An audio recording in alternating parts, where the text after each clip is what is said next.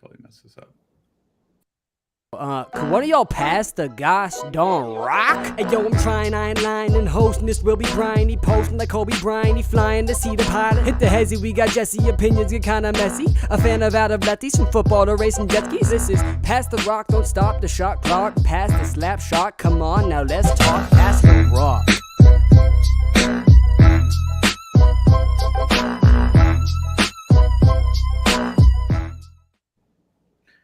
We really have to get Jack on that intro. We have Zach for a little bit, and of course, I'm a major player on it. But welcome to this week's episode of Pass the Rock, here with the boys on a Monday, as always. Zach and Jack, how are we doing today? Doing great. Glad to be here. Ready to talk some sports. Yeah, doing good as always. I mean, very eventful week in sports, but lots to dive into. Yeah, we have a lot to talk about today. We have the Stanley Cup, which just ended last night. We have some MLB, and we're starting our division by division breakdown. So the NFL, you think it's far away, but let's just say we're about 10 weeks from real football happening. So, and 9 weeks in college. So pretty exciting. We're going to start today with the AFC North. We'll get to that in a second. We're also going to end today's episode with an interview with one of our Lost Tribe athletes, Shea Spanier, who is over in Israel playing in the Israel Elite Hockey League. He and I met earlier today. You'll see that video a bit later. Pretty exciting stuff from him, former Kent State goalie. So a lot of excitement there. So let's start with the Stanley Cup. Last night, the Avs finish off the Lightning 4-2, winning in 6. I've watched a lot of hockey in the last 20 years. I don't know if I've seen a more dominant performance as what the Avs had this year. Thoughts from you, Zach? I mean, I'm going to be real. I've said it on every episode that we've talked hockey. Still not a big hockey guy. But I did predict Avs in 7. I did think that I thought the Avalanche could, break up that idea of a three-peat, because three-peats, we have seen a few in the past. In the NBA, we recently saw one with, we almost saw one with the Warriors. I'm trying to think who am I thinking of besides the Warriors? But the Warriors dynasty was broken up. There were 2 titles, then the Cavs won, and they won again. So, I mean, if history decides to repeat itself in the hockey world, I mean, I think the Tampa Bay Lightning, they could be back next year. Who knows? Yeah, I mean, you don't see three-peats a lot. It's never happened in the NFL in the Super Bowl era. I think, the closest were like San Francisco in their good years in the late 80s, early 90s, maybe the Cowboys in the 90s. Even the Patriots never really stepped up in that way. Of course, Pittsburgh won a couple of 2 in a row in the 70s, but none of us were alive to experience that. So we don't have to go back and rehash the Steelers. So, yeah, pretty impressive by the Lightning to win 2 in a row, then get back to the third. They just ran into a freight train. Nothing was going to stop this Avalanche team. Too much offense, too much defense, too much everywhere. But, Jack, looking at that, I know, hockey not the number one of your sports, but any thoughts on the Avalanche and the Lightning? Yeah, I mean, it was a phenomenal series. I'm not the biggest hockey guy, but I was like glued to the TV the whole time during the Stanley Cup this year, and I'm not always. So it was super entertaining. The Lightning are a phenomenal team. Obviously, they've had the last 2 championships and then back again this year. And I would be shocked if they're not back in contention again next year. But you were completely right. They ran into an absolute freight train with the offense of this Avalanche team, and there was just no way that they were going to top that. Would you guys? Yeah, I mean, hold on. Would you guys say that they ran into an avalanche? There you go. I think you got more of a laugh there than you expected, probably. Yeah, I thought that was clever, but I didn't think it was that clever, Jack. No, dad jokes always welcome. Dad jokes always welcome. But no, it was the Avalanche. It was their year. It's one of those things where you always debate, did the best team actually win? And we talked about that a little bit when Golden State won a few weeks ago. But the Avalanche were the best team. They did win. The Lightning were right there because there's, obviously a bunch of champions on that team over the last 2 years. But it'll be interesting to see if the Lightning can come back and stay relevant, as well as the Avalanche. You're not going to be able to pay that kind of group for that long, but I think they will be back next year, and they'll be really hard to beat. So let's move to the MLB. Huge game, huge series over the weekend, Padres and Phillies. If you're just checking in, Zach's a huge Phillies fan. I'm a huge Padres fan, and some a real crazy situation Saturday night with Harper getting a broken wrist or broken thumb, sorry, from a way inside pitch by Blake Snell. So I'm going to go to Zach on this one first. Did you think it was intentional? What did you think of that situation? It absolutely was not intentional. I mean, we've all seen footage from after the impact. You had Harper yelling at Snell, and of course, the commentators don't know what to make of it. They think Harper's this villain that everyone framed him as before he came to Philadelphia, especially during his Nationals time. Being all cocky with the Nationals, winning his MVP and everything. But I don't think most of the MLB world realizes that Harper's really turned a new leaf, especially in his time in Philadelphia, and has become more of a, how like wrestling has like faces and heels. Harper's turned from a heel to a face, and not a lot of MLB fans really realize that. Harper was basically yelling at him saying, like, I know it wasn't intentional. I know you didn't mean it, but I'm sure it really, really hurt. I mean, it's a fractured thumb for goodness sake. But this is really big for the Phillies. I mean, you paid a lot of guys in the offseason. You paid Nick Castellanos to come, and he's just now starting to find a little bit of a groove. We'll see if it holds. I mean, last night on Sunday, he went 4 for 4 for hitting, but he's been very inconsistent this season. JT Realmuto has been good for the past couple seasons, but this season, he just hasn't found his group either. He started to find it once again in this Padres series, hitting 2 home runs. But, I mean, you paid those 2 guys to step it up, and you were supposed to have a really killer offense, with Harper, Schwarber, who has stepped up, Castellanos, and Realmuto, along with Rhys Hoskins. Rhys Hoskins had a great June overall. Schwarber's known for his June performances. So, I mean, it's going to really, really, really come down to Nick Castellanos and JT Realmuto to determine how the Phillies do the rest of the way. I personally think that they can still finish above 500, and I still think they can make the playoffs, but it's really going to be a lot harder now that you're missing Bryce Harper's production on offense. Yeah, and you could see Harper yelling, I know you didn't do it on purpose. Like, not yelling, you're a schmuck or you're whatever. It was just like, I think he obviously is the only person that knew at that moment his thumb was broken. And that's the frustration is, I know I'm going to be out 45 to 60 games or 45 to 60 days. And that's where the frustration was. And so the Padres stadium was, booing him because he was yelling. But in the end, I think he knew it wasn't on purpose. He was yelling that specifically, but you have to be frustrated on that. So going to you, Jack, the Phillies get the bonus here is that there's an extra playoff team this year. So 3 wild card teams in addition to the 3 division winners. Can the Phillies tread water if they're not going to see Harper again until, let's say, the last month of the season or second to last month to still be in contention at that point? Yeah, look, honestly, I think it's going to be really difficult for them. I think that the NL wildcard race is really stacked just because of, first of all, how good the NL West is. I think both the Padres and the Giants will probably end up being wildcard teams. And if not, in the Padres case, potentially taking it from the Dodgers of the division. But I also think the Atlanta Braves are right in that mix. Yep. I think the second team in the NL Central, whether it's the Brewers or the Cardinals, one of those teams will be in the mix. So that's a solid 5 teams that are going to be contending for that wild card spot. And without Bryce Harper, if the Phillies even miss a step, they could fall off. And that even a little bit of a dip could be enough to keep them out of the playoffs in a race that tight. So I hope for their sake that they're able to keep up. It's really unfortunate that the reason why they may miss the playoffs is because of an injury to a guy like Bryce Harper. But that's just the way baseball rolls sometimes, and I think that could be something that really hurts them. Yeah, well, I mean, I'm a Phillies fan. I'll admit I'm completely biased here. But I do think the Phillies still have a fighting chance. Only 1.5 games back right now.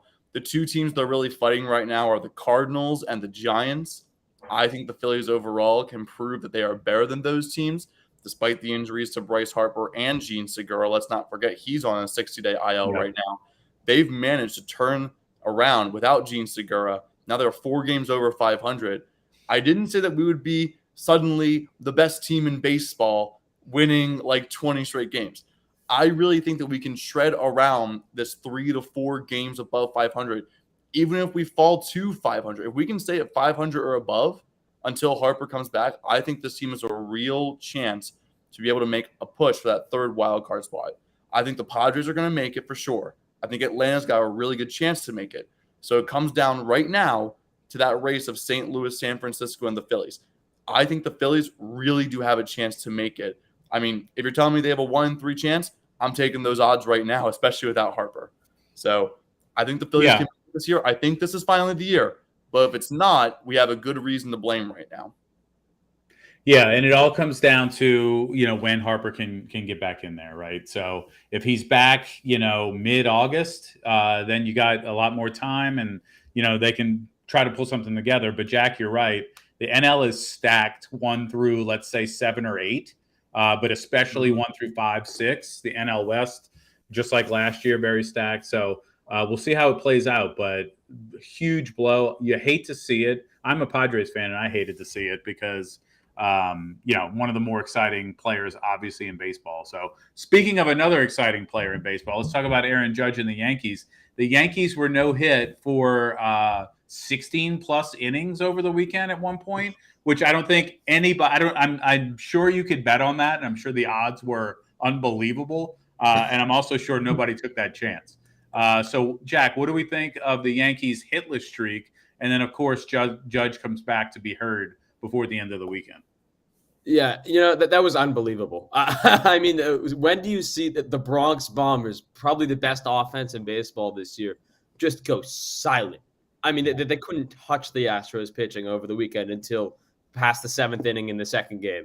But I was shocked. And then I really don't think that's indicative of the team that the Yankees are. I think that for whatever reason, they just had a really cold stretch and the Astros pitching just figured them out for a couple days.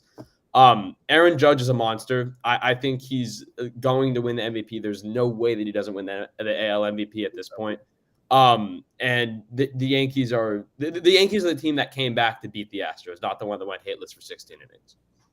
Mm-hmm. So let me turn it back to you, Zach. The Yankees or the field in the AL, who wins the pennant?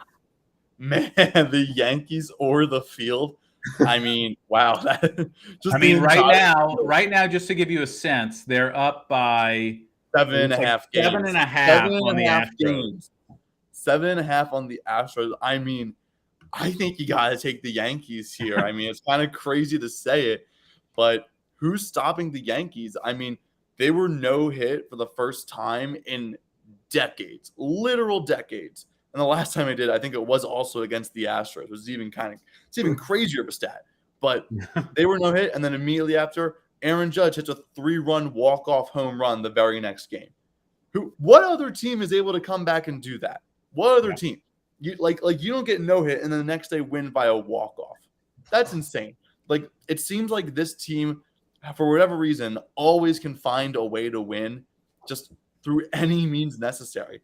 I think not only is Aaron Judge a lock for the American League MVP, I think he's on pace for a 50-plus home run season. I mean, clearly he's above pace. We could be seeing a 60-plus home run season. We don't see much of those. A 50-plus home run season is already up to rarity with a perfect game. We're going to be seeing a 60 home run season. I don't know the odds on that, but it's insane. But I did say many weeks ago that we talked about Giancarlo Stanton and Aaron Judge, who would be more likely to get a 50 home run season. And I said on that show, Aaron Judge. He's at 28 right now. I think I'm being proven right so far. I think he's going to get 50, if not 60 so far this year. It's going to be crazy. And let's be real. The Yankees are 11 games up in the AL East. The AL West has one team over 500. That's the Astros. The AL Central has 2 teams over 500, the Twins and the Guardians. And then there are 4 teams that are at least 8 games over 500 in the AL East. So they're doing this in a division that is stacked compared to the rest of the AL. So there's going to be a really, really good team. I mean, let's be real. At this point, the Red Sox, Blue Jays, and Rays, all from the same division, would make the playoffs as the wild card team. So, I think you're right, Zach. I think you got to take the Yankees over the field. You don't like to see a situation where they go dormant for 16 innings because it could happen in the playoffs when everybody's throwing their best pitcher. But at this point, you got to take the Yankees. They're just a shoe-in every night to come back to win or to win. So, it'll be exciting to see how that plays out. A little AL, a little NL. Let's switch over and talk a little NFL. So, as we did last year in Pass the Rock, and for those that don't know, Pass the Rock started as the fantasy football show over 2 years ago now. So a lot of football background. We're going to take division by division, look at the teams in the division, look at how many teams are going to make the playoffs, who wins, and all the big storylines. So we decided to start with Jack's AFC North, as he's wearing the Pittsburgh Steelers jersey. But as we start at the top, and the Steelers were not in first place last year. It was the Cincinnati Bengals. So first in 2021 in the AFC North, they went 10-7 and got all the way to the Super Bowl and lost. And really, let's be honest, Aaron Donald ended that by himself. Can they be as good as they were last year? Zach, we'll start with you. I want to say yes. I really want to say that they can be as good as last year. But I mean, I feel like we need to see more of this team. They did go 10-7. That is 7 losses on their record.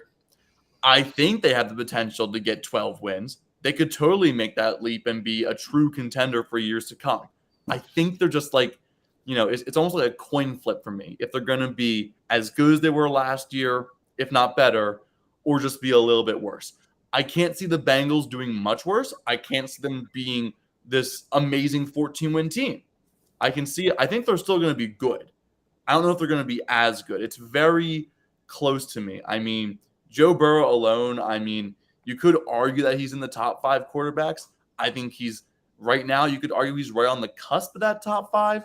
The Bengals are a team where, like, a lot of things, something's got to go their way for them to really get that edge over the top. And I like who they have. I like their staff. I like the players they have. I like Jamar Chase. I like Joe Burrow. I like their defense to an extent. Their defense is a little bit of a liability. But I don't know how much to really make of this team, because the Bengals, we've always seen them just disappointment after disappointment, throughout Bengals history. That's from what I've seen throughout my life. So I don't know how to read this Bengals team. I can see them contending for this division. I can see them winning this division. I can also see them taking a step back and going like around 500, like a 9-8 record or an 8-9 record.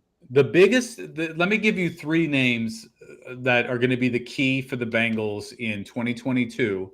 And it's not Jamar Chase. It's not even Joe Burrow. It's Ted Karras, Alex Kappa, and Lyle Collins. 3 pickups on the offensive line. That's really the piece that kept them from beating the Rams in the Super Bowl last year on that very last play where Burrow got hit, a half second more, and he's got a wide open touchdown to Jamar Chase. So those are going to be 3 big pieces for them. I agree with you. Hard team to handicap and figure out, where they fit. But when you talk about Joe Burrow, is he a top 5 or top 10? As much as him being an LSU guy, I'd love to back him and say he's top 5. I don't think he's quite there yet, although what he showed in the playoffs last year was huge. I'm still going to say top 10, 6, 7, 8, somewhere in that range. But I do think, based on looking at this division, spoiler alert, I do think they repeat as champions. But let's move on to the second place team last year, the Steelers. And obviously, we're going to go to Jack for this analysis. Second in the division in 2021, 9-7. Lost in the wild card round to the Kansas City Chiefs. Jack, who starts at quarterback week 1? No more Roethlisberger. Is it Trubisky or Pickett? And who will start and who should start? For me, those are 2 different answers. I think Trubisky will be the starter, just because I think they signed him and basically told him you're going to be the starter week 1, knowing that they were going to draft Pickett anyway.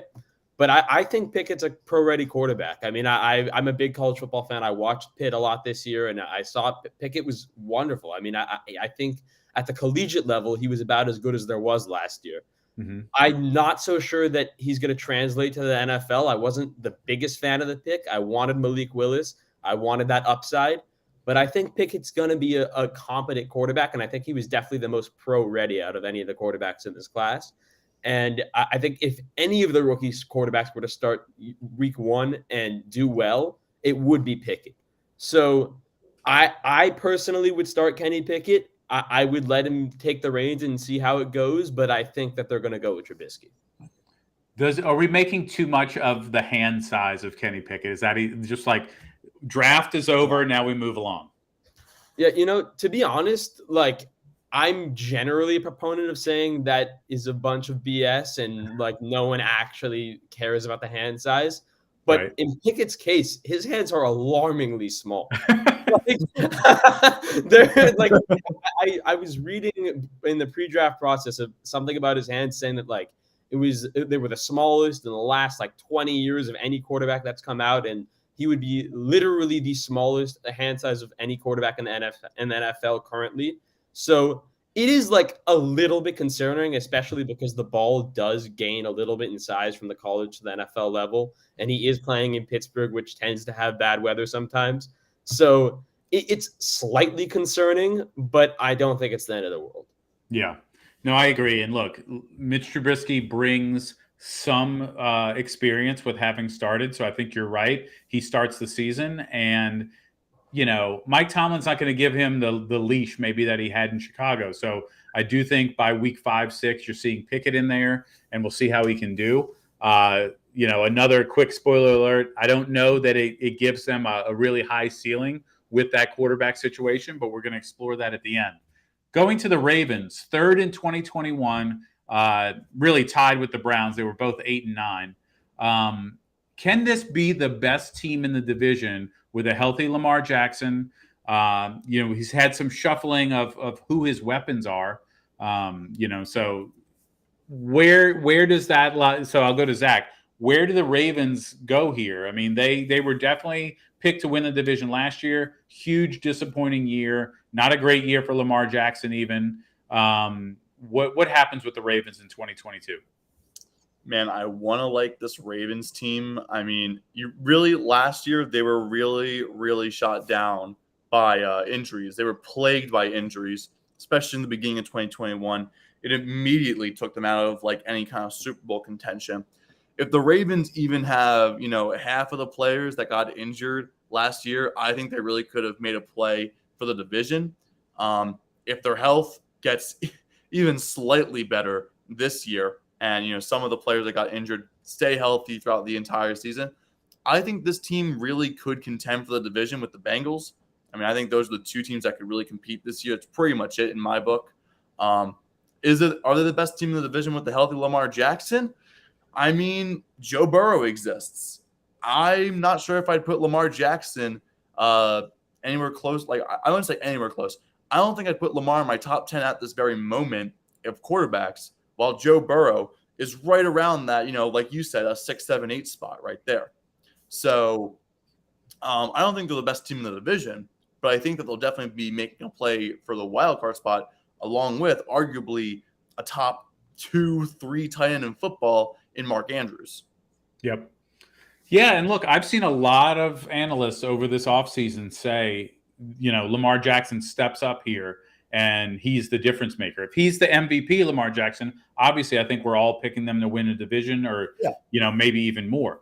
It's hard to see that. And the Ravens have had a similar issue that my Saints have had for the last 5 years up until this year, which is you have to have competent receivers available. Lamar Jackson be the best quarterback in the world. If no one's open, no one's open. Now, he can run with the ball, obviously, but I think that's been their issue the last couple of years. And until that is fixed, obviously Mark Andrews helps there, but he can't be the only one. It all rests on Lamar Jackson's shoulders, and we'll see what he can do. We'll see what our predictions are. Lastly, I'm going to go to the Browns. Going back to you, Jack. I know you love the Browns as a Steeler fan. 4th in 2021, also an 8 and 9 record. You have all the drama with Baker Mayfield. Every other week, there's we think there might be something where he's headed out. But let's be real. The real drama is not about Baker at all. It's about Deshaun Watson and whether he will play at all. They gave him a fully guaranteed contract, won the sweepstakes to get him, and now I think starting today, having hearings with the NFL to determine what his punishment is going to be. Will he be suspended 6 games? Will he be suspended all of them? Will he be suspended indefinitely? So what's your outlook on the Browns, and how do you work and try to figure out this quarterback situation? Yeah, well, I need to preface preface this by saying that this is not me being a biased Steelers fan, because I'm about to destroy the Browns. But I think the Browns this offseason were an abomination. Aside from the Amari Cooper move, I thought that was a great move. Yeah. But aside from that, I think I don't know what they were thinking, like committing to Deshaun Watson in that way with everything that's going on with him. Like I really think that he's going to be suspended for this entire season, if not more. Like it sounds like the NFL is really going to come down hard on him. And in the process, you pissed off Baker Mayfield. So there's no going back there. He's gone. Yeah. He's as good as gone. So what are you saying? You're going to be stuck with Jacoby Brissett this year with, I mean, what? That's not winning you more than 7 games, I don't think. I think that's about generous with 7. Yeah, no, I think that's about. I I think it's about the ceiling for them this year is 7 games with Deshaun Watson likely being suspended for the whole season. If Watson plays, I think they're actually like going to be in contention. I think Watson, I mean, he is not a good person, but when you're talking about the football player Deshaun Watson, that is absolutely a top 10 quarterback in the league, if not pushing top 5.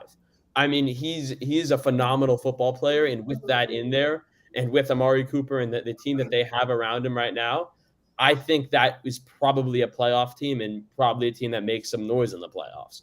But given the situation with the quarterback, and Watson is not going to play, I don't think, there's no way the Browns are doing anything this year.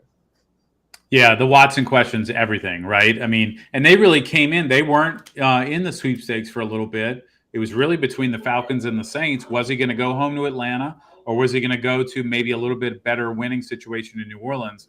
And then the Browns went ahead and guaranteed his entire contract. So no matter what happens, he's getting paid. So, yeah, it's an ugly situation. My heart leans towards Cleveland and the Browns because I was – a fan of a team that didn't win forever and then finally got one. Zach can appreciate the same. But, the move they made there, I'm so glad the Saints did not win those sweepstakes, and the Browns are going to deal with that. Let's get to a couple of questions about how it all shakes out. So really quickly, over under, Zach, we'll start with you. Over under 1.5 playoff teams from this division in the AFC. Oh, man. I mean, this really comes down to, I feel like it's going to be Bengals or Ravens are going to win this division. I mean, it just depends on who decides to actually win the whole thing. I think it's going to be one of those years, kind of like the NFC East 2 years back. Like, who actually wants to win this division? Who feels like it? Like, I mean, I think the Bengals and Ravens can both be really talented. I'm going to say the Bengals are going to win the division. But I don't know if the Ravens are going to be able to make it. I mean, there's a lot of good NFC teams this year. So I'm going to say we're going to go under with this playoff teams over-under. Under, only one. Okay, going to you, Jack. Over or under 1.5 playoff teams from the AFC North? I think it's absolutely over. I think the Bengals, in my opinion, the Bengals are going to win the division. I think that they take that next step into being like a true contending team. I'm a massive Joe Burrow fan. I think that there is a real argument that he's a top 5 quarterback at this point. And I think the Bengals win the division. I think the Ravens also, assuming that they stay healthy, which obviously last year that did not go that way, but assuming Lamar Jackson stays healthy and guys like Marlon Humphrey on that defense stay healthy, I think they are a playoff team in the AFC. And I think that those will be the two. And I think the Steelers, I don't think they're going to make the playoffs, but I think that they're going to be right there in that like 10-7 area. And I mean, Mike Tomlin refuses to have a losing season. Sure. So I think we're going to be 9-8, 10-7 in that range, and maybe could squeak in the 7th seed, depending on how the rest of the AFC shakes out. All right. So Zach is saying one playoff team. You're saying maybe 3. I do not know about the Steelers this year. I'm gonna be real with you. I mean, like I get like could be Pickett being started week 1, but I mean I think that the Steelers they're gonna have I think it's only gonna be one down year, but I think this is the one down year in Mike Tomlin's career. I think this could be the first losing season in his career. I mean, I like Kenny Pickett coming out of Pitt. I think Mr. Trubisky has proven that he could be a starter in the NFL. but I don't love either quarterback leading the Steelers team right now. Kenny Pickett's still very raw. You can't just throw him into the fire and expect him to succeed right away. I mean, that's the state of NFL quarterbacks nowadays, especially new draftees. They just get thrown into week one and are expected to learn from there. And we've seen some succeed and some fail. I hope that the Steelers make the right decision and put Trubisky in week one so that Pickett can learn behind him and we actually get a normal development for a quarterback. Kind of like how Tennessee's doing it right now with Malik Willis backing up Ryan Tannehill. I like that. I like that system. I like where, you have the young quarterback learn under a proven veteran. I mean, Mr. Trubisky's not really a proven veteran, but you get what I'm saying. I'd rather Kenny Pickett learn for a year or two before actually playing too much. So, look, I think Ben Roethlisberger last season was horrendous. Yes. I mean, understatement of the century. Atrocious. And I don't think anything that we put out there this year, whether it's Pickett or Trubisky, depending on how much either of them play, whoever it is, I think will be better than what Roethlisberger was last year. And we made the playoffs with Roethlisberger last year. So I think it's really in the realm of possibility. And the team hasn't changed much aside from losing Juju. Other than that, it's pretty much the same team plus George Pickett. So we sort of balanced it out. That's fair. I think I'll break the tie here. Can we just all agree? Can we just all agree on one thing? Chase Claypool's not a top 3 wide receiver in the NFL. I can't believe he said that. You have 4 better receivers on the Eagles and Dolphins alone. That's Maple. First of all, we're going to refer to him as Mapletron. Okay, from Canada. All right, I'm going to break the tie here. As long as we can agree on that, I'm willing to end this discussion for right now. No, great point. Not a top 3, especially with these quarterbacks. It's a real tough year to say that with those quarterbacks. But I think in the end, there are more than 1.5 teams that make the playoffs out of this division. I think the Ravens make it as a wild card, and I think the Bengals win the thing. So it is the year for the Steelers to finally not have their 500 record. I see them as 8-9, 7-10, something like that. I just think it's great. And look, I would run through a wall for Mike Tomlin, and he doesn't even coach a team I root for because the guy is so interesting to listen to, halftime speeches, the whole bit. But I just think, they need a year to kind of revive themselves from the whole Roethlisberger, retirement and everything like that. But I do think they're right there. They're going to beat some teams they shouldn't be, but they're also going to lose to some teams that they should beat. So any Super Bowl contenders in here, legitimate Super Bowl contenders, just name them. Bengals. if any, Bengals. If any. I like I've been saying this whole show, not completely sold on them being back to Super Bowl contention. They should be in the playoffs, but not sure about Super Bowl contender right now. Yep. I'm fully sold on them being a Super Bowl contender. I think they're going to be right back there. I think Burrow is unbelievable. Jamar Chase is unbelievable. Their defense is actually, I could say, not great, but good. And their offensive line is now not horrible, is the way I would put it. Like, Joe Burrow is not going to die playing behind that offensive line. And that's about all they needed. I mean, that was the missing piece last year. That is why they didn't win the Super Bowls, because of how bad that offensive line was.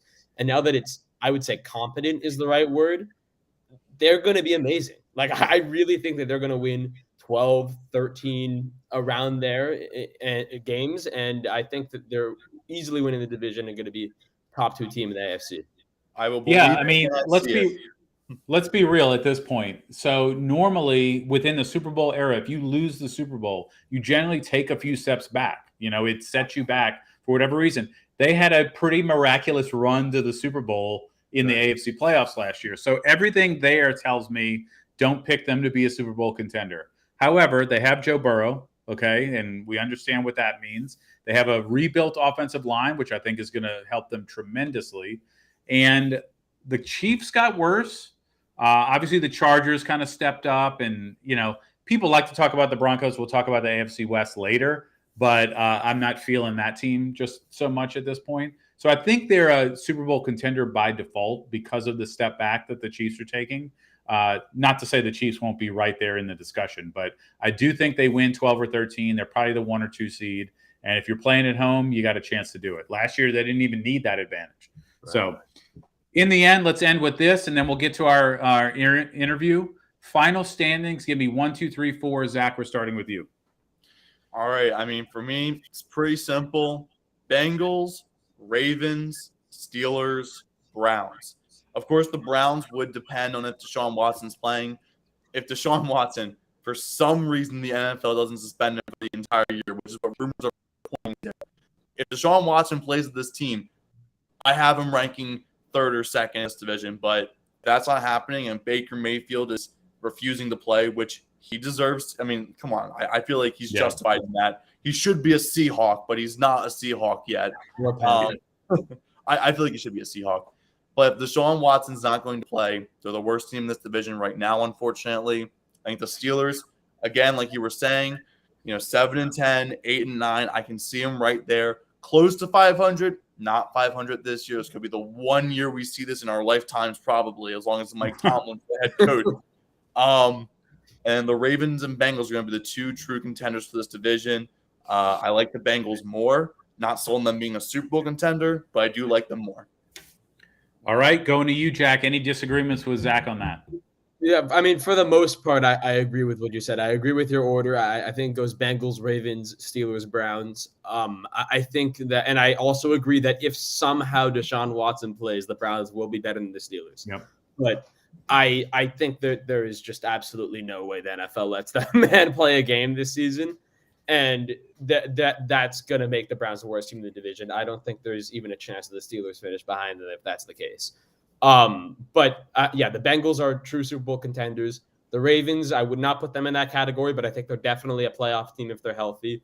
And I already gave my take on the Steelers. I think that they could maybe be around the 7th seed, but probably not. All right. Well, here's the hot take of the day then. I'm going to go Bengals 1, Ravens 2, Browns 3, even if it's Jacoby Brissett, and then Steelers 4. Wow. I love what the Browns did. Obviously, everything but the Deshaun Watson situation. And so I actually think they do step up a little bit. I can't see Baker Mayfield being the hero. That would be a really cool story. But I think the bridges are burned there. So maybe it's Jacoby Brissett, but I think that defense is going to be good enough, and they jump into the 3rd slot no matter what. I know I'm angering most of the management team of Lost Tribe and several of our other community members, but I think anger them all the time. But just being a Philly, West Virginia fan, you don't worry. I anger them all the time. Don't worry. Awesome. Well, thanks so much, guys. Next, we're going to shoot over to myself interviewing Shea Spanier about hockey, about Israel, about pineapple on pizza, and everything else. So with that, we'll show you that video, and we will see you next week. Thanks, guys. What's up, everyone? Welcome to the next edition of the Lost Tribe interview series. We're here with Shea Spanier, who is a Lost Tribe athlete, hockey player. He's going to tell us exactly what he's doing now. He's over in Israel. But just so you know, Lost Tribe Athletics, your Jewish home for everything sports, official sports brands of Lost Tribe. We live tweet every night. We have Pass the Rock every Monday. You can check out everything on our YouTube. So 24/7, 365 sports. And we're really glad. I think, Shea, you're now at this point, you're probably our 6th or 7th athlete we've interviewed. So those episodes always do well. How are you doing over there? I'm doing great. Thank you. Yeah, I'm excited to be on here. Cool. So where did you first hear about Lost Tribe Athletics, and how did you get involved? Yeah, so I was actually on the plane heading back from Israel last summer, and I saw an Instagram ad, and I just applied to be a Lost Tribe athlete and looked more into it, and it seemed something like I could really get behind, and now we're here. Yeah. Awesome. Yeah. And now you're even doing a little work with Lost Tribe Athletics, which we'll talk about in a second. What does it mean to be a part of a group of Jewish athletes like you are with Lost Tribe Athletics? I know a lot of our athletes, at their university or wherever they're competing, there's not a lot of Jewish people as part of their teams and kind of their circle of friends. So what does it mean to you to be part of a group like that of all Jewish athletes and being supported by Lost Tribe? Yeah, it feels amazing. And I've met a lot of great friends through Lost Tribe Athletics. A couple of the guys that I played with and against are part of Lost Tribe. It's amazing. I was part of the first Lost Tribe athletes players to play against each other when me and Shea played against each other. I met some of the other guys from the Israeli national team, and a couple of the guys were playing with me this summer over in Israel. And it feels really good that I have like a safe space where I can talk to other athletes about different issues and topics, and just relate to other people on a level I can't relate with others. So it feels amazing to be part of a Jewish organization of like-minded people like myself. Yeah, yeah. And one of the common themes we hear from people is just experiencing anti-Semitism, whether it's in their sports career. Obviously, we all experience it, everywhere in our lives from time to time. What's an example of a time you experienced anti-Semitism, and what was your response to it? Yeah, I mean, unfortunately, stuff like that does happen, and I experienced it more when I was younger, kind of like in my earlier teens, where something said in the locker room, and like something about a stereotype, and I try to let it brush off, but I feel like I was able to talk to my parents about it at the time and figure Yeah. out why that type of stuff was being said. I try to understand why people would think that, and I'm happy now where I'm in a league in Israel where most of us are Jewish, so nothing's going to be really said. And as you get older and guys from different backgrounds, you play with guys all over the world when you play in college and professionally, and guys don't care where you're from or who you are, as long as you help the team win and do your job, then you're all right in their books. Right. In the end, as long as you're performing and being a good teammate and helping everybody win, I guess that's the bottom line. It's interesting. One of our first interviews for Lost Tribe Athletics was with Ellie Kligman, who's a baseball player at Wake Forest who doesn't play on Shabbat. So what do you think? Obviously, when I first heard about that, I thought it was a really difficult decision to make, especially with baseball when they play, a lot of games on Friday night or Saturday. So do you think that sports and being observant, can coexist? Yeah, absolutely. I mean, we saw it this year with Ryan Terrell in the he declared for the NBA draft. He's an Orthodox Jew. Wears yarmulke. There's guys in our league here that wear yarmulkes underneath their helmets when they play, and the league here doesn't play games Friday afternoons and Saturdays at all. So, I mean, again, that's in Israel, but I feel like as long as you find like a healthy balance of what you're comfortable with, you can absolutely still be observant and be part of like any sports and a club or extracurricular activity. Yeah, and I think it's a way to, educate some people around, especially non-Jews, about what that means to be observant. And I know in Ellie's situation, it was a lot of educating Wake Forest about what they could do and make alterations in their schedule, things like that. So let's talk about your sports career. Tell me a little bit about, what sport you play, how you got involved, and what you did at the collegiate level. Yeah, so I played ice hockey. I started playing goalie when I was around 7. When my parents lived in LA. My dad does a sports radio show for Fox, so we moved around a lot, and ended up going to prep school up in New England. And I played juniors in Boston, Toronto, Niagara, Buffalo, Ottawa. I played in a lot of places, and I committed to Kent State University. And for 4 years, I played at the ACHA Division I level, and now I'm looking to play minor professionally, either in Europe or in North America. So it's the next step. Awesome. So, the difference between like collegiate and professional athletes and the rest of us is just kind of like, you have that one moment where you realize, oh, I might be able to be pretty special, and then obviously your life kind of takes off from there in that direction. What was that moment for you where you were like, oh, I'm pretty good at this thing. I think I could really do something with this, beyond high school? Yeah. It's actually funny. I played my first high school hockey game when I was 10. And I was my second year playing goalie. So I was like, wow, okay. Like I'm keeping up with these 16-year-olds, and some of them are 17. And I was like, yeah, I'm doing pretty good. And then my 6th grade year, I practiced with the varsity ice hockey team at my local school. And they thought I was playing varsity next year. And they thought I was in 8th grade. I was like, no, I'm 12. So, stuff like that. Yeah. I mean, that's a pretty big one. You hear that, I think, more nowadays than you did 20, 25 years ago when I was playing sports, of kids stepping up and playing varsity at younger ages. But who's the most famous athlete you've ever competed against, and how did that go for you? I played against Matthew Tkachuk, who currently is on the Calgary Flames. Yes, he is. And I also played against former first overall pick, Austin Matthews, when we were kids. Okay. We were like 13, 14.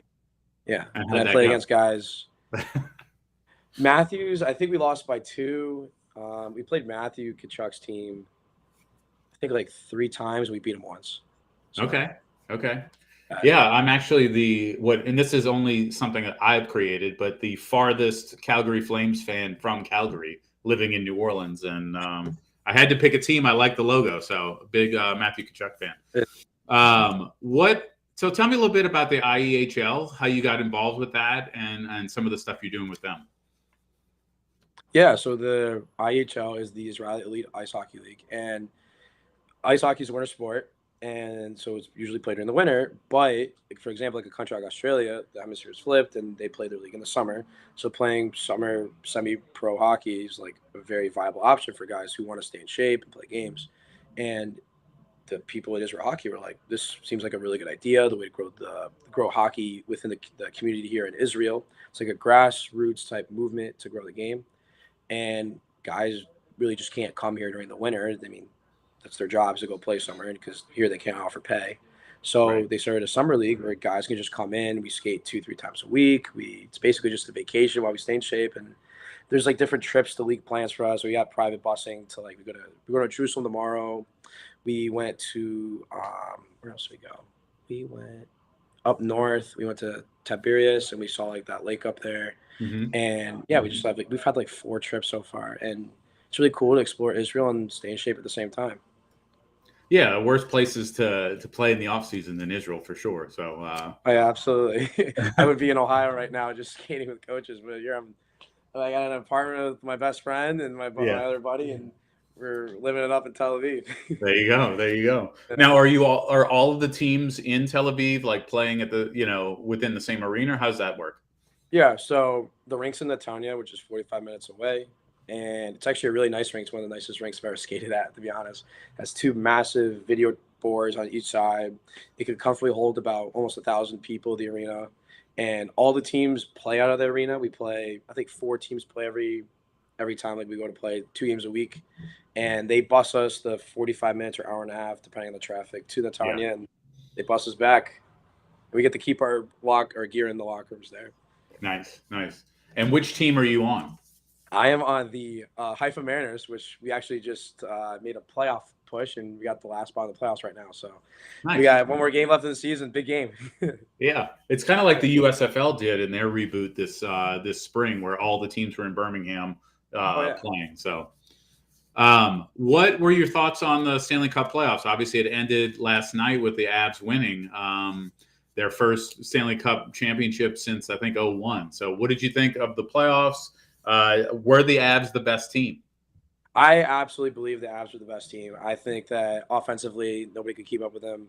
Defensively, like they got Kale McCarr back there as a stud. And goaltending, I thought was very good. I mean, obviously Tampa edged them out in goaltending when you have Andre Vasilevsky in that. But overall, I expected the Avs to win. I was kind of hesitant. I was like, oh, well, Tampa, 2-time or back-to-back Stanley Cup champions, and they got a lot of experience in that team. But I feel like it was their time to win, and I was up again. I'm 7 hours ahead, so I was up till like 5 a.m., 5:30 watching the games with my friends, and we were pretty happy for Nathan McKinnon and the guys over there because we thought they really deserved the cup, and it was really cool to see. I kind of slept through half the game, but I got to go back and watch a lot of the highlights again.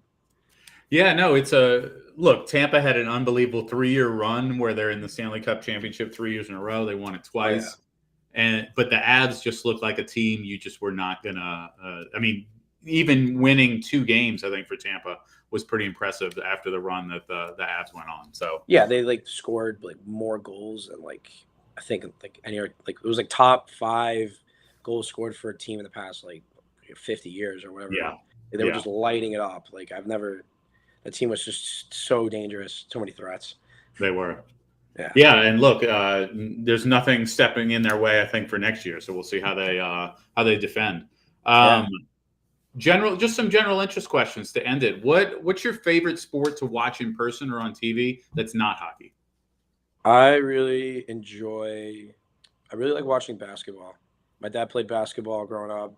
He was going to play in college before he tore his ACL. But, I mean, he kind of got me into it a little bit. I'm a Lakers fan, like a casual Lakers fan, not like super Yeah. hardcore, but I like watching NBA games. I think they're a lot of fun to go to, and it's a good time.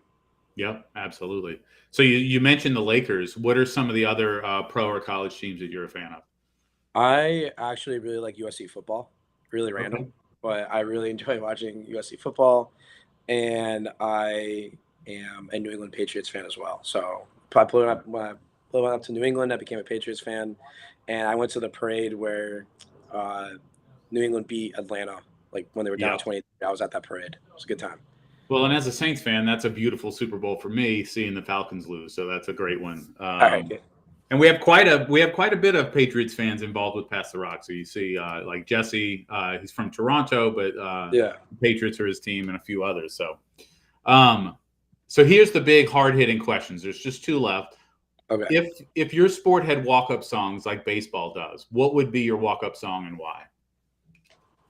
I was just talking about this last week, but I'm gonna have to go with "Peso" by A$AP Rocky. Okay. Very interesting choice, but if you know the song, you know the song. It's a good song. Yeah.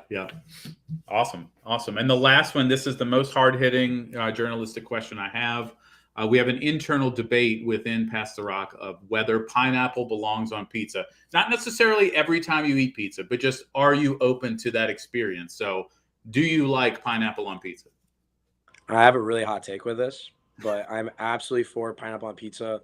I used to be really against it because that was a trend, and then my buddy ordered a pie, and he was like, "Shay, you gotta try this off." So I tried it. It was amazing. Put a little like spicy red pepper flakes on it, and it's one of the better pizzas I've ever had, to be honest. I'm a big fan of pineapple on pizza, and you can be a hater, but I like it. No, I love it, and I just want to shout out to Jesse right now, my co-host for Pass the Rock, who is not with us this summer because he's at camp, but pineapple wins again. I think it's up by about 5 or 6 votes at this point. Why don't you tell us a little bit? I know you're doing a video blog as part of your time over there at the IEHL, so tell us a little bit about that and how to find that. Yeah, so after my college season ended, I really enjoyed videography, and I wanted to, fill up on some time that left wide open.